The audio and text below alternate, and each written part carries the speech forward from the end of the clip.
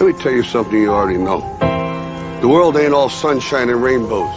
It's a very mean and nasty place, and I don't care how tough you are, it will beat you to your knees and keep you there permanently if you let it.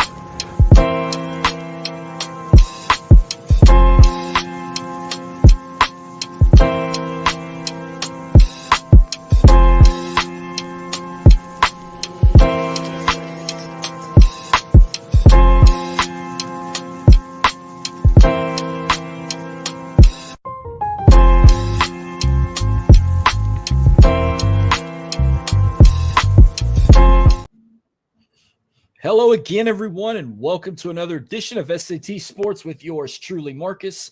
On the show today, we're going to be talking the Houston Astros making the All-Stars. But first, let me introduce to you my guests across the pond from the great city of London, England. You can check him out on Astros Fans UK. It is George. How you doing today, George? Hi, Marcus. It's a pleasure to be on the show. Thank you very much. I'm doing very well. Enjoying a nice sunny Sunday here in London, and I hope you're well as well. I'm enjoying my Sunday here. It looks like it's want us to try and rain down here, but I mean, we kind of need it. But if we get it, it is going to be scorching the next couple of days. Well, this show is part of Drive It to the Top Productions, where the road don't stop. And this episode is brought to you by W Energy. Be better. Go to w.gg, use our promo code SAT Sports to get 10% off of your order. Now, baseball's kind of been, you know how baseball can get, especially in America, but it's actually very popular down across the pond in the UK. Tell me a little bit, how did you become a big Astros fan down there? Yeah, let's go back to the beginning, the origin story, so to speak. For me personally, it goes back to 1999. I was 14 years old. I played a lot of cricket. I watched a lot of different sports. I happened to be up late one night, and they had on one of the network channels here, they had the feeds of the broadcast every Sunday night and Wednesday night for ESPN for the baseball they were showing, you know, with John Miller, Joe Morgan. And just thinking back, I really enjoyed what I was watching at the time. I had no knowledge of baseball whatsoever, no connection to America. So I kind of had a bit of a clean slate in terms of what route I wanted to go with it. I knew that if I wanted to get involved with the sport properly in terms of supporting a team, that would be the best way to go in terms of like actually having that emotional connection. I didn't want to go the glory hunting route. So the Yankees were off the table. Obviously, it was in the middle of their kind of dynasty of back-to-back World Series winning teams. So the kind of factors which influenced my decision were not just the Killer Bees. Obviously, we had Biggio, Bagwell, etc. back then, which playing an exciting brand of baseball, which was something as a then neutral, which I enjoyed watching. But it's actually Mike Hampton who was a real reason why I first became attached to the Astros. Whilst he wasn't Shohei Ohtani level of being a two-way player, he was a solid hitter for a pitcher back then, obviously in our National League days, and I loved watching him play. I loved watching him pitch and loved watching him hit. In that latter part of the '99 season, I believe he won 20 games that season along with Jose Lima, rest in peace. And so I made the decision between seasons that I'm going to support the Astros. Lo and behold, before the 2000 season started, he got traded to the Mets. So I had a decision to make. Do I follow him to the Mets and become a Mets fan, or do I stick with the choice I made and become an Astros fan? I thought, if I follow Hampton, I'm going to end up changing teams every couple of years or whatever, and you can't do that. So I was like, I've made my choice. I'm with Houston, and 23 years later, here I am. So that's my personal story. Just to add a little bit more to that, so going years down the line, for a long time I thought I was the only Astros fan in the UK. This is pre-social media, until it was actually in 2017. I was already on Twitter just with a personal account, but in 2017, MLB UK, as they were at the time, reached out to us as a fan base, just generally a Major League Baseball fan base in the UK, saying we want a representative for each of the 30 Major League teams to come together for a pre-event ahead of what they did as like a home run derby in Hyde Park here in London, MLB Battlegrounds it was. And there was this event. We kind of met together. It was really cool. There was a presenter of like a sports presenter over here who's quite well known, Colin Murray, who was there, and in meeting with each other and talking baseball, we realized that there was a baseball fan base that was kind of underground, if you like.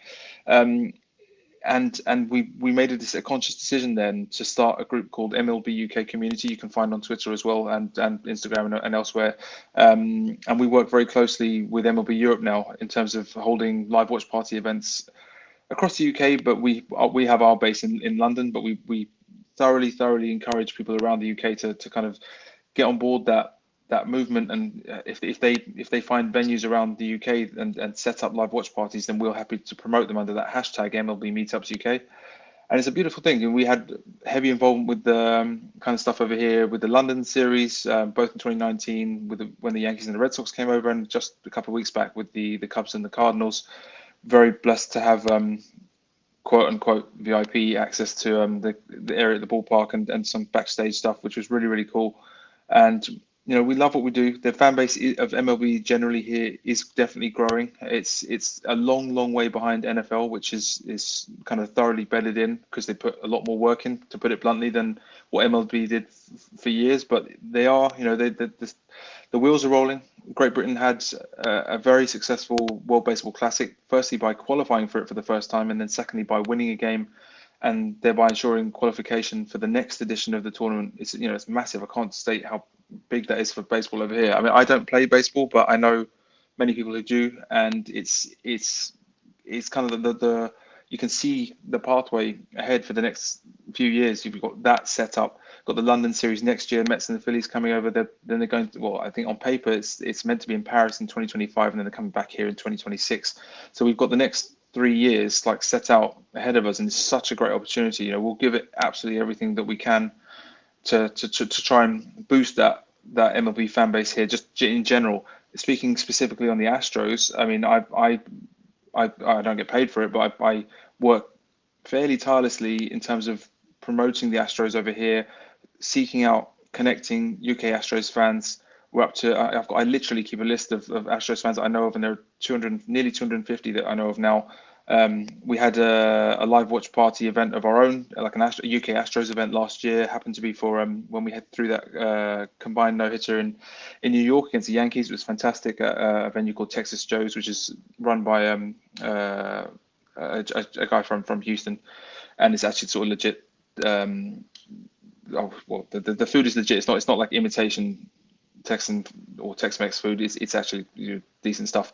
And so yeah, anyway, what I'm getting at, if I can finally reach my point, is that the fan base is growing. We are putting a ton of work in, both as MLB UK community and myself as Astros Fans UK, and long may it continue. What's the most popular fan base in the UK when it comes to MLB? I'm pretty sure it's like maybe a Yankees or Red Sox or Dodgers. Yeah, I would say. I mean, if you can't, the thing you have to remember with over here is that you can't judge it by the caps, because the Yankees caps are like a fashion thing, so you can never tell who's a Yankees fan over here.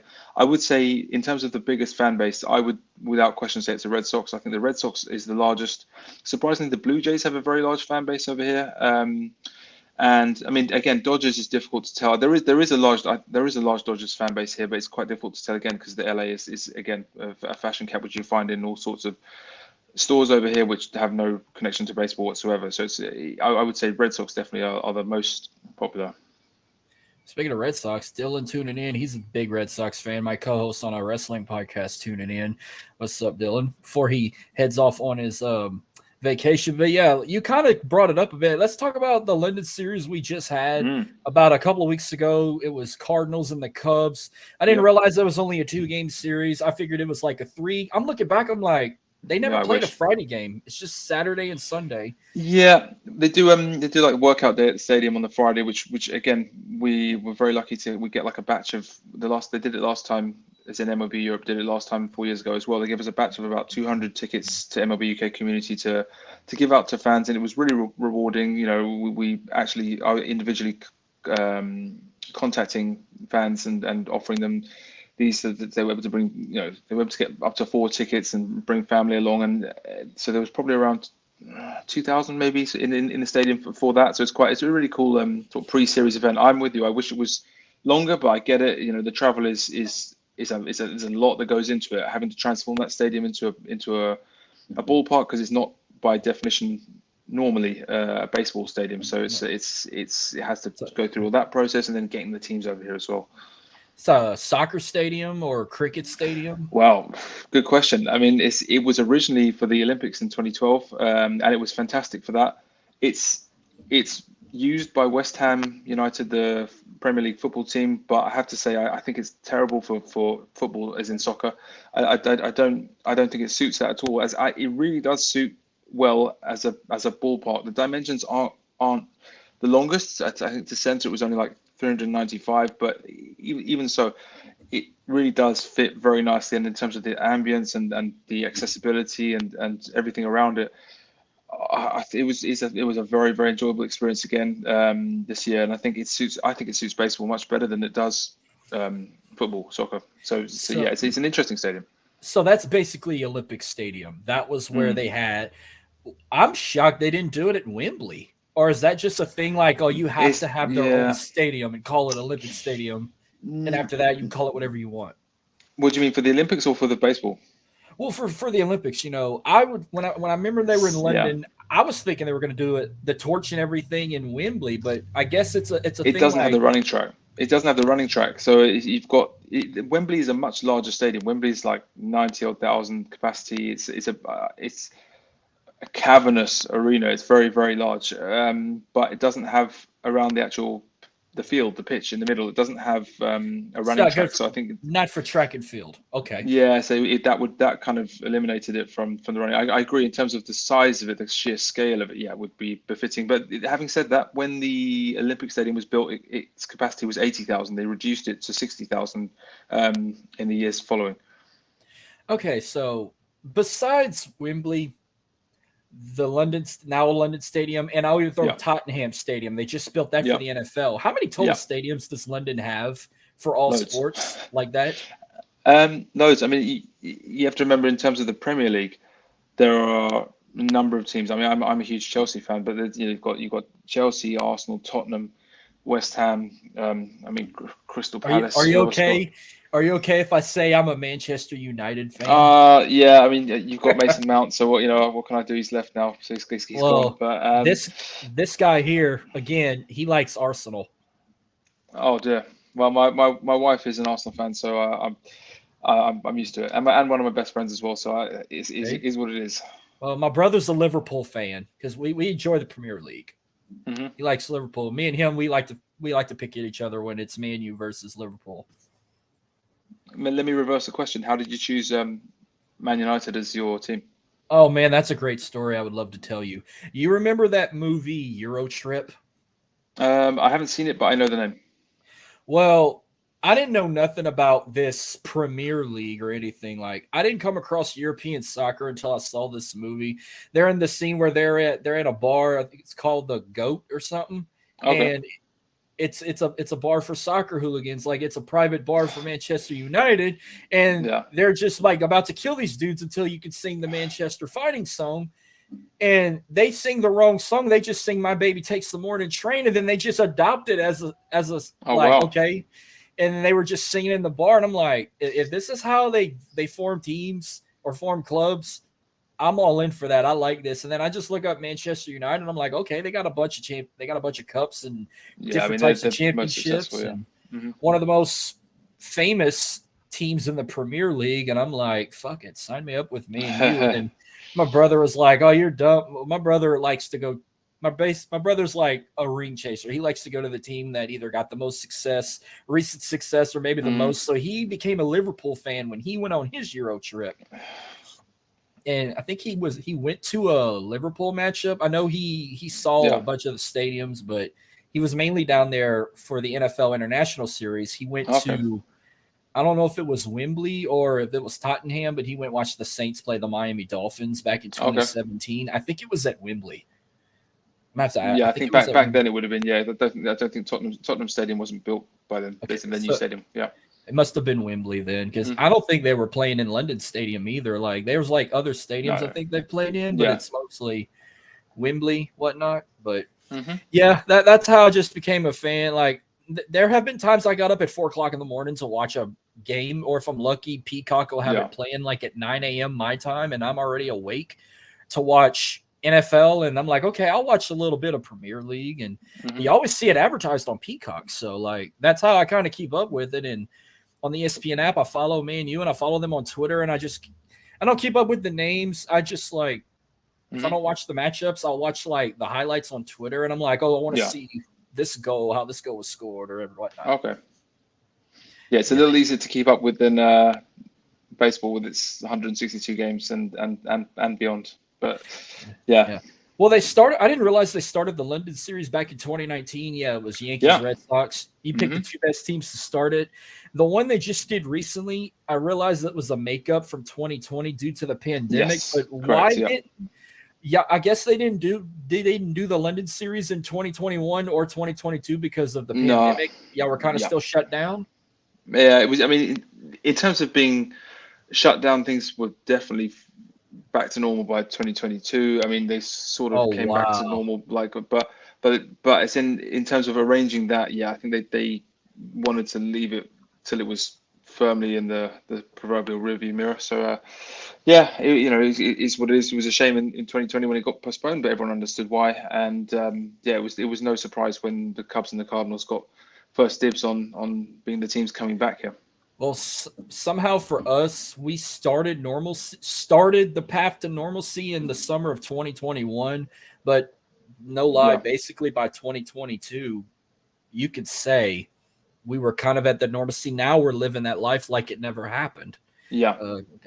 We got Adam, who's the founder of Drive to the Tops Production, tuning in. Thank you for tuning in, Adam. So next year's London series, it's the Mets and the Phillies in Yes, sir. Yeah. 2024. That should be Hmm. an interesting one. I pray and hopefully one day the Astros get an invite to London and you'll get a They won't. chance to. No, why not? They uh, well, I mean, discussions.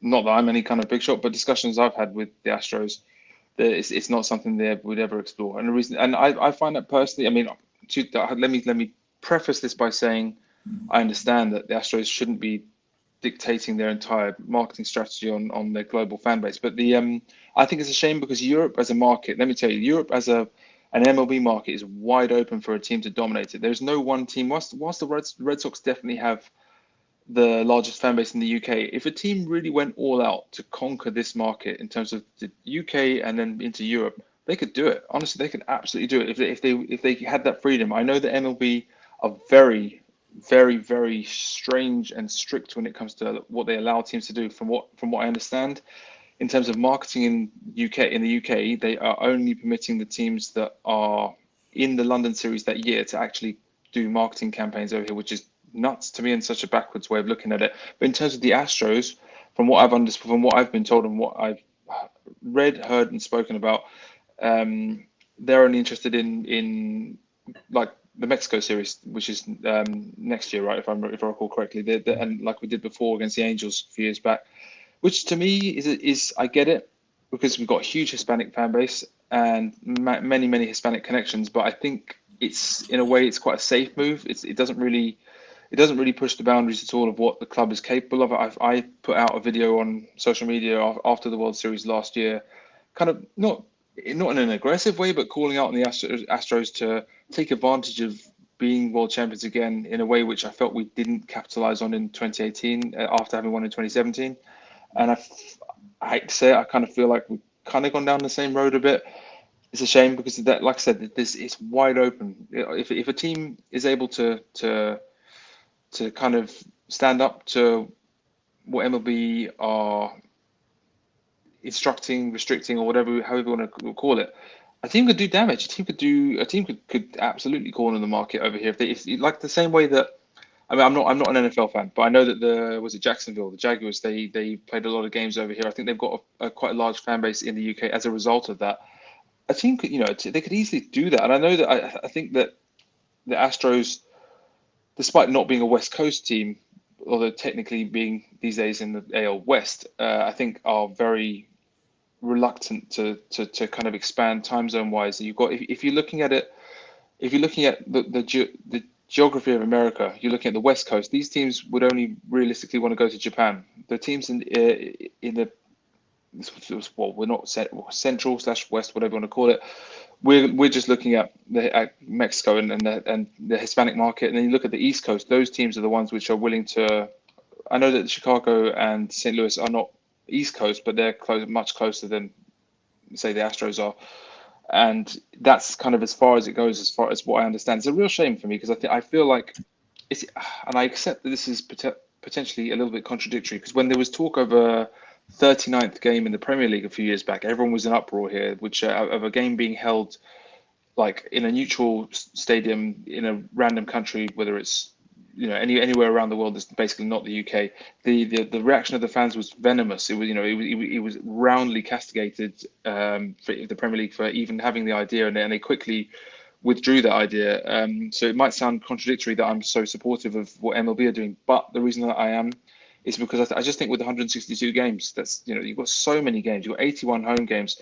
If you're losing two, I don't think you'll necessarily. If you're going to blame your season on losing two home games to travel, that's not the reason why your season was. That's not the reason why you didn't succeed that season. I think it's the way baseball is growing. It's globalizing. It's growing in that way, and the fan bases are all over the world. I love what's not having experience of it. I love seeing how baseball is played in Japan and Korea and in Latin America. There's so many different ways to do it. It's not just the MLB way. There's so many different flavors of it, and I think it's a beautiful thing that MLB is trying to kind of tap into other markets and dare to be a bit different, which has long been a problem for them. So yeah, I mean, it's to go back to the question. As much as I'd love to see the Astros here, honestly, you don't know how much I'd love to see the Astros here. I would go to town promoting that, like to the nth degree, to the next level. But unfortunately, I would say, hand on heart, I don't think it's ever going to happen.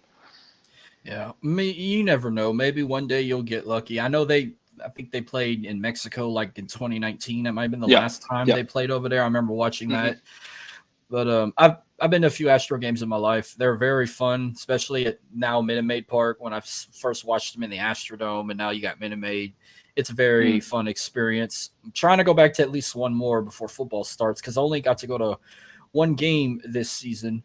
But when you talk about the All-Stars, compared to like last year, this year there's only 3 that made the All-Star team, and Yordan Alvarez, Kyle Tucker, and Framber Valdez. Was there anybody that didn't make it that you thought should have made it? And I mean, I can understand why Jose Altuve didn't make it because he was injured at the start of the season. He was out like the first 6 to 8 weeks. Comes back, and then he gets pushed down to the minor leagues. He played in Sugarland for a bit, then they put him back on the main roster. But is there like at least any other player that you thought should have made the All-Star team along with Yordan, Tucker, and Framber? Hector Neris. Yep. Possibly Ryan Presley as well. I know he had a little dip, but he's been so strong outside of that as well. Okay. I'm going to say Alex Bregman. I'm actually shocked he didn't make it because he's the leader in RBIs with 56. When you look at, we get why Kyle Tucker's in it. He's batting average is .291, leading that. And then, of course, OBP at 366. And, of course, Yordan Alvarez with and he also had 93 total hits, Kyle Tucker. Yordan leads in home runs of the team with 17. But, yeah, that's good team leaders. But I feel like Bregman's the only team leader when it comes to batting stats that is not on the All-Star team. And when you got Framber Valdez, 7 wins as a starting pitcher, 2.51 in ERAs, a total of 116 strikeouts this season, and 20 saves for Ryan Presley. But yeah, Hector Neris should be there because he holds 17 holds this season so far. I mean, that was great seeing what he did last night as well. I mean, obviously, yes, it's his fault that he loaded the bases with no outs in the first place. But having got there, big pressure moment, knowing that having lost the first 2 games of the series, All-Star break coming up, have to try and change the momentum and not lose what we gained in the series against the Rangers to step up and kind of bite down on that proverbial gumshoe, to use a boxing analogy, and just come back and get those 3 outs to keep the game as it was, and then set the stage for as unlikely as it was for Maldonado to hit that home run to give us the win last night. I think it was huge. So that shows what Neris has been all about for us. It's strange because I know that the Phillies fans, when he was there, I think that they liked him, but they didn't really rate him. So it's great to see what he's done with us. He was excellent last year, and he's been even better this year. I know. Yeah, like I didn't really watch the game, but I read about it. Martin Mm. Maldonado hit a tie-breaking solo home run in the eighth to They lift crushed them up. it. Yeah. But it was tied 2-2 with one out in the eighth when Maldonado sent a slider from Andres Munoz Yeah. to put the Astros on top, and then the shot snapped for a 0-for-21 hitless streak. But you gotta watch the Mariners too. Like that's one of those teams in the division I get scared playing every single year. But the fact that they hosted them, I feel like they are more comfortable playing them in Houston. But when they got to go to Seattle, it's like a whole nother vibe. Just like when they would go to when I mean Oakland, like I know you mean it when, yeah, a few years 2021 back, yeah. Oakland, Yeah. 2021 Oakland. Well, 2018 Oakland. I mean, that team was pushing That us. team Like too. that team. There was a walk off from Tony Kemp, if I remember correctly. Which no, sorry, no, it wasn't Tony Kemp. There was who was it? There was a walk off. The one which was it Tyler White? I think it might have been Tyler White. There was a huge walk off which we badly needed because they were gaining on us in the division that year. So no, I know exactly what you mean.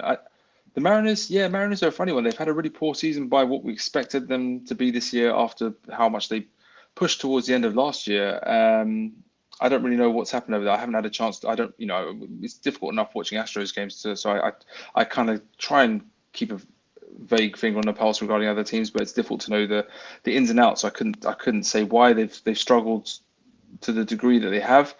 But yeah, I get what you mean in terms of they've got a lineup that seems to like playing against us. Ty France is a perennial pain in the backside. This guy just can't stop getting hits against us. So yeah, it's a kind of series where if we can get that win today and go into the All-Star break splitting that series, yeah, that would be a really, really cool way to end this first chunk of the season. I don't know why I thought they were playing in Seattle, but I didn't realize they were hosting them because I knew the All-Star game's in Seattle. I'm like, well, good, let them stay there and the team could drive back. But I'm like, oh wait, no, it's at home. Even better, because after All-Star break, their next 3 series are on the road. They go to Anaheim, Correct, yeah. They go to Colorado, and then they go back to Oakland before they're back at home with the Texas Rangers, which it's still kind of surprising how actually decent the Rangers are right now and how much should be the amount sorry to talk over you. There's the amount of money they put in. There should be. They've spent the wealth of a small nation on building that team. Well, how the standings look now, I feel like it's going to come down to the only 2 teams in the Lone Star State. It's going to come down to the Astros or the Rangers to clinch the AL West. I feel like if Seattle could be a team not to sleep on, but for the Angels and the A's, I feel like their chances are far from done. Yeah, they're basically done. It's basically got too many injuries. I think the Angels have got tons of injuries as well. Yeah, it's going to come down to these 2 most likely, but you never know. Like, it's crazy how the season started. Like, it's not just the Rangers. Remember, the Tampa Bay Rays they were like 14-0 at the start of the season. And I'm like, 7 in a row now. Yeah. What? Now they got a win streak again. Yeah. No, they've got a loss streak. They've lost the last 7. Oh, see, I don't keep up with the Rays. I don't usually keep up with any other teams. Like, I don't blame you. It's Astros or nothing. But yeah, I was looking at the standings yesterday. I saw that they'd lost 7 in a row. So something must have hit the buffers a bit. So I feel like when it comes, like, that's 2 teams right there you could potentially see clinch that pennant when it comes to the American League. Like, the Rangers, if they keep winning the way they do, I could possibly see them clinch. I mean, it's like us. We could control our own destiny if we know how to play right. It's like we're winning games that we're supposed to win and not supposed to win, but we're losing games we're supposed to win. Yeah. It's just crazy how the season's going, especially like with opening day. Thank God I didn't go to opening day. I'd have been furious the way they lost that game to the White Sox, and I wanted to go to all see everything, but I was like, yeah, maybe it was best I didn't go. But I was glad when I went to that Rangers game on Jackie Robinson Day, they won, and I'm like, finally, I went to a game where they won, because it was like the last maybe 2 or 3 games I went to. No, I take that back. The last game I went to before the Rangers, they lost.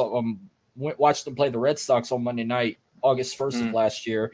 They wore the Space City jerseys, and we lost that game. We had the lead, and we blew it. But Greatest game I ever been to was last summer. I went to a Friday night firework game. They wore their orange uniforms against the Chicago White Sox. That's when they beat them like Okay. 17 to. It was like 17-4 or 5.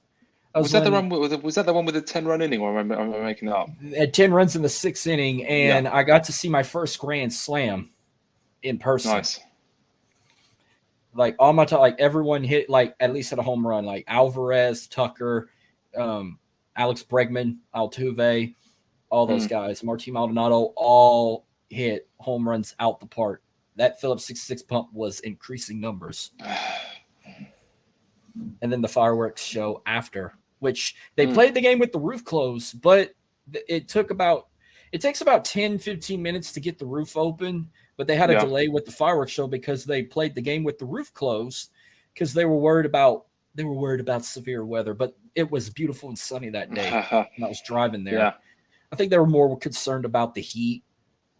Okay. They just wanted to play an air conditioner, but I mean, I got the best of both worlds. I got to see a total ass kicking, and I got to see fireworks at the end of the show. Mm-hmm. So, any let's talk about like these last few series they had, with the the Rockies and the Rangers and the Cardinals, hell, even the Dodgers. Like, what were some of those games that like really disappointed you? Like, I figured that Dodgers series, I figured it would have been competitive, but they could have easily swept the Dodgers, but it was just one game short for those first two matchups. They lost 3-2 in the first, 8-7 in the second, and then they ended up winning, avoiding a sweep 6-5. But it was that Cardinals series, and when it comes to disliking teams, I remember the history with the Cardinals and the Astros when they were in the National League. We got decimated 14-0 in that final game. No, we won that game. We won that final game. Yeah, we should have swept them though. It was 4-2. That first game was a loss, and then that second one was very competitive, where we ended up coming back winning 10-7, and then we decimated them 14-0. And then now they had a 4-game win streak. They won 2 over the Rangers. They win the 2 over the Rockies, and then they lost 2 over the Mariners recently. Yeah, that. I watched the Friday game where they got decimated 10-1. I'm telling you, I thought I was going to have to buy a new television. Yeah, 9-run fourth was not pleasant. On that. But with how the first half of the season commenced, I think they're now currently 50-40 of the season right now, second in the AL West. Yeah. They're already on a 1-win streak. Hopefully they can increase that. How do you think their second half's going to look? You think maybe we're going to get all our guys back from injury and they're going to play like they did last season and play like a championship contender? Mixed bag. I think let's just start with, are we going to get all the guys back?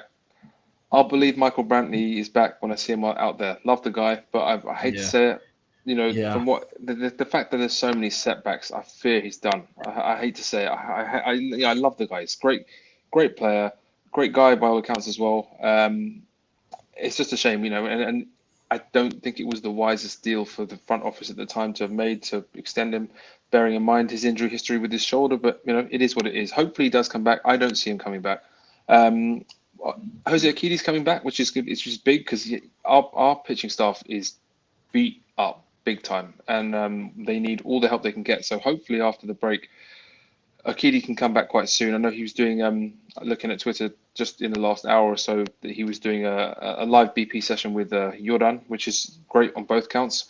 So if he can come back, that's a big help, because I think Hunter Brown is a huge talent, but we're putting him under a lot of stress in that workload as a number 3, and he is very raw still. And I think we saw that in that game where we lost 10-1 the other night. So I think the more pitching help we can get, the more it kind of takes the pressure off that. In terms of hitting, I'm going out to Houston myself in 2 weeks for the first time ever, so I'm desperately hoping that Jose Altuve is back for that, for the Rangers series and the Rays series that are there while I'll be in Houston. I think that what I read seems to suggest that Altuve is not far away from being ready. So it seems like this oblique situation was a lot less severe than at first feared, because the video of him grimacing after taking that swing in batting practice. Didn't look great, but the MRI apparently came up showing no problems, which is great. So hopefully he'll be back soon. Are they going to play like they did last year? I mean, honestly, I think our offense wasn't actually that great last year, and it wasn't consistent. When it was on, yeah, it was brilliant. But when it was, we were carried by our pitching last year. So I think the key is making sure that we have enough arms to give our bats the chance to be timely. Because I think that the thing for us last year was that we were able to deliver in the biggest moments. When the clutch moments were there, we delivered, and that was 1 through 9 in the lineup, and just everywhere. Everyone was doing what they needed to do, and now obviously our bullpen was spectacular. Not to mention having a great starting rotation as well. I think that it's a different season from last year. I think this team is very, very good. I think they have the potential to be a lot better. I think the good thing for us is that we haven't played our best baseball, and we're still only 2 games out of first. Okay, maybe after today it could be 3, it could be 1, depending on results.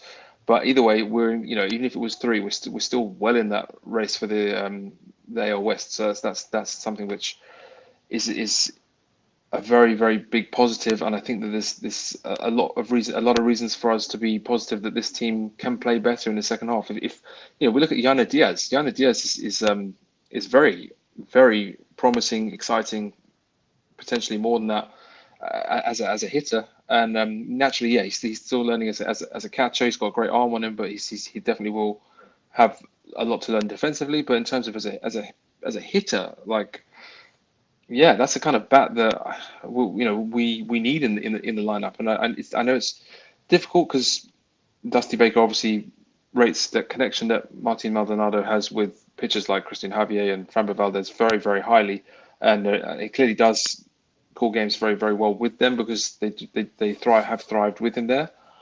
But I think that we have the potential to be better in the second half of this season, and I think we will be. I don't think all the guys will come back, but I think that enough will come back to set us up well. And I think it's going to go right to the wire in terms of the division race.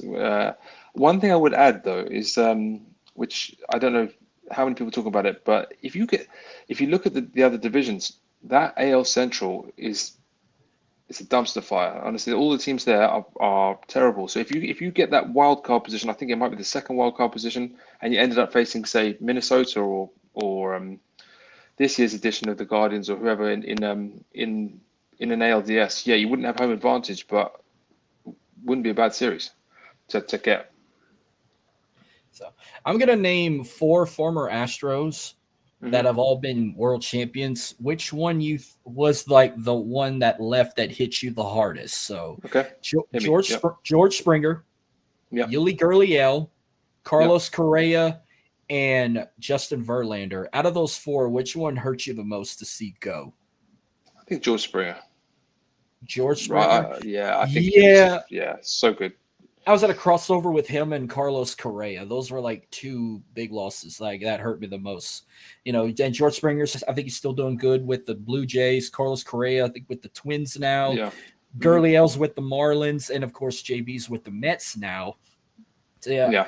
I'll probably say Springer. Yeah, because he's probably the only player I had recently where I bought his jersey. I didn't get his jersey like this. This was one of the giveaways I got. I'm actually got Framber Valdez on right now. I said, we're talking about an all-star. I got an all-star jersey in the closet. So. In the blue as well. I like to see it. So speaking of that, which uniform you like the best? You like the navy ones or you like the orange? Orange. I do actually like all the ones that we have right now, and I do love. I haven't actually got the Space City one, but I do love it. We haven't always played that well in it, but I do love it as a jersey design. The orange one for me is I don't know, something hits different about that. I love it. Well, they only wear orange sometimes on Fridays at home when they have Friday night fireworks, or they'll usually wear them to close out a series, and they wear them a lot in postseason, especially for big games. They like to wear those. Yeah. The Space City is something they created last year, but they did a tradition where they only wear it on Monday games at home. Yeah. They never wear them on the road. They'll wear either gray, navy, and orange on the road, but they will never wear white because that's home, and they never wear Space City because that's a Houston thing. I do have a Space City one, but that's the only one I have where I don't have a player's name and number. Okay. I love it so much. I don't want to get somebody where maybe in 5 or 10 years they're gone. Yeah. And then I'd have to get rid of it. I'm actually shocked. I have another rainbow, the rainbow jersey, the blast off jerseys, they call them. Yeah. I have a Jose Altuve one like this. Mm-hmm. I have a Bregman one in orange. I ordered it the day after he got drafted to the Astros because he played for LSU, and I'm an LSU diehard. Yep. I still have it to this day. I'm shocked I never had to reorder a new one to get another size because I kind of been losing weight lately because I've been avoiding caffeine and beer on weekdays. So I'm slowly fitting in that orange Bregman jersey again that I bought back in 2015. When it comes to pitchers, who do you think you consider Framber Valdez as kind of our ace pitcher right now, or do you have a? Yeah. I think without question. I think you look at how he's grown, and I think it's incredible. If you look at Framber in 2018, when he first made it to the majors with us, and he had stuff back then, but you could tell, he gave up a lot of walks. You could tell he was questioning himself, and then the transformation over those next 2-3 years was breathtaking. It's phenomenal, and I love seeing him out there now. I always feel like he's in control. I feel like he's a proper boss out there. He's definitely the leader of that rotation. Christian Javier is fantastic, and we saw that all through last year and up until the last 3 starts this year as well. I think as long as something isn't wrong injury wise with him, I'm sure he'll be back. But in terms of as an actual leader, because Javier is quite quiet, you can tell he's a quiet guy. But Framber Valdez he's got loud personality these days, and he's you can tell he's someone who really gets on well with everyone in the clubhouse. And yeah, I love watching him do his thing. He's definitely the ace. Yeah, absolutely. Like when you look at the depth chart today, they got him mainly as your starter, your second. They got like Hunter Brown, Christian Javier as third, JP Francis fourth, and Brandon Bielak as fifth. Yeah. When it comes to the depth chart, when you still got your other release pitchers. I like Ryan Stanek, Ryan Presley, Hector Neris, Brian Abreu.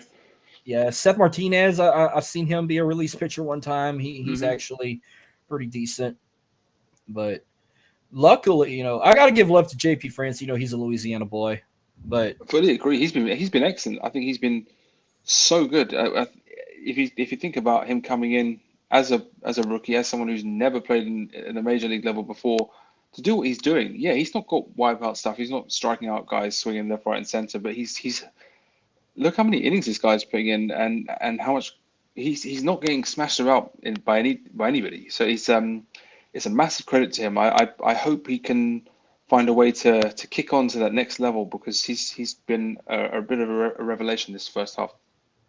Yeah. See, when we went to the Rangers game, they had a Framber Valdez jersey giveaway, but he wasn't the starter. It was Hunter Brown. So I got to add him to the list because, I have seen Framber start a game before. I've been to, luckily on my 30th birthday, I watched them play the Mariners, and it was a JV day. So I got to see Justin Verlander start as a pitcher before he left. I saw Garrett Cole start. I even saw Zach Grink start when we got him a couple of years ago. Just a few name guys. Yeah. But so this will probably be my. So you said you're coming down to Houston in a couple of weeks. Yes, sir. I am indeed. On the 20th, I'll be there from the 23rd to the 30th. The first thing I do as soon as I get to the hotel, I'm going to Sugarland to check out the Space Cowboys. The only day that they're at home during my stay is there. As in the Astros, we're in Oakland that evening, so I'll have to try and find somewhere I can watch the game, depending on how tired I am after a 10-hour flight. But it's going to be an experience, and I really can't wait. I'm gonna tell you something. I've been to Constellation Field twice. It is the best minor league ballpark in the world. The most beautiful. Oh, wow. They got a splash pad. They got a swimming pool. They got a tiki bar, all in the out. Well, the swimming pool is under a shaded area down the third baseline, like above the bleachers. They have a swimming pool. Okay. But everything else, the tiki bar, the splash pad, everything is all in the outfield. But it's an amazing view. It's a big, small stadium. Like when you look at it from the outfield, it looks massive. When you see it from the outside, it looks small. But I mean, it's the best. Yeah. It's probably the best ballpark I've ever seen. But the day I went, I watched them play the Round Rock Express. Yeah. But unfortunately, it wasn't the night that Dallas Keuchel was against Lance McCullers Jr., two former Oh, Astros. right. Yeah. That was, I went the night after that, and I wasn't happy. But I got to see Lance McCullers from the bench. You know, I got to see him like all that, but I never got to see him play. But I seen him play as an Astro. Yeah. That was a great experience. But if you're trying to go watch the Astros, which you said the 23rd through the 30th, well, they're going to be back at home against the Rangers the 24th through the 26th, and then they host the Rays the 28th through the 30th. And I was looking into going watch and play the Rays, but no, that I'll be on vacation around that time. So if I ever get one more chance to see them before football season starts, I'm gonna have to go in August. I might like to go during Hall of Fame weekend. I've been to a Hall of Fame weekend before. That's a great experience. But my birthday weekend is when they're playing the Yankees in New York. So I'll definitely be watching all. It's an early start. They're 4-game series. They're starting it on the 3rd, and they're playing all the way through the 6th. Thursday's game on the 3rd will be on Fox, and then the other 3, which I have a AT&T Sportsnet. That's where I catch every single Astros game, and if you're a MLS fan, Major League Soccer in America, every Dynamo game as well. So, but this will be my last question. Of course, all-time favorite Astro. I love Jose Altuve. I can't look beyond him. I think that what he's done on multiple levels is inspirational. I think you look at him firstly as someone who, listed as 5'6", probably in reality slightly less than that. To do what he's done, this guy never took no for an answer at any stage of his career. Just kept on working hard, delivered, and has adapted his game throughout his career. He, being a contact hitter, then becoming an explosive power hitter for someone of his size and stature, and then looking what he's done in multiple postseasons. The guy is an icon, and the way that he dealt with the fallout of the scandal, even though having not been involved in the actual, what happened himself, he never looked for the way out. He never looked for a back door. He was always the one to stand up and be counted on behalf of everyone else, on their behalf. And I just think he's a proper hero for Houston, and as an Astro, he's an absolute legend. I think it has to be Jose Altuve. I know it sounds like you could look at historic options that potentially have a bit more of a kind of cult element, but in terms of for what I think, to answer that fully, it has to be Altuve. Mine was Jeff Bagwell. Yeah, so, I mean, another legend. So yeah. Yeah, absolutely. Well, hey George, it was a pleasure having you. I know Likewise. you're way ahead of our time. I know it's damn near evening for you guys up there. And I know you got to get ready to watch the Astros and the Mariners Absolutely, one more time. Weekend series. It's about to start in about 40 minutes. I got to get ready for that too. But real quick, let the listeners know where they could find you on social media and about Astros Fans UK. Yeah, if you're listening, would love to have you follow me on Twitter. It's at Astros Fans UK. On Instagram, it's Astros Fans UK. On the newly released Threads, it's at Astros Fans UK. I'm also on Facebook as well, George Martin, with the Union Jack flag, but in Astros colours and with Astros logo. By all means, I reach love out. That. Yes, I do love that. But by all means, reach out to me. I love talking with Astros fans. I'm like I said earlier, I'm just a fan, and I don't have any kind of airs and graces about like acting like I'm more important than anyone else. I'm absolutely not. So just get at me, and I'd love to talk Astros baseball with you guys. Absolutely. Of course, you can find me on Twitter at MarcusLee337. Follow SAT Sports on Twitter at SAT Sports 89. You can subscribe to my YouTube channel. Subscribe to Driver to the Top Productions on YouTube to watch these shows anytime on demand, powered by StreamYard. George, thank you again. Thank you for everyone tuning in. I hope you all have a wonderful Sunday, and we'll see you guys next time.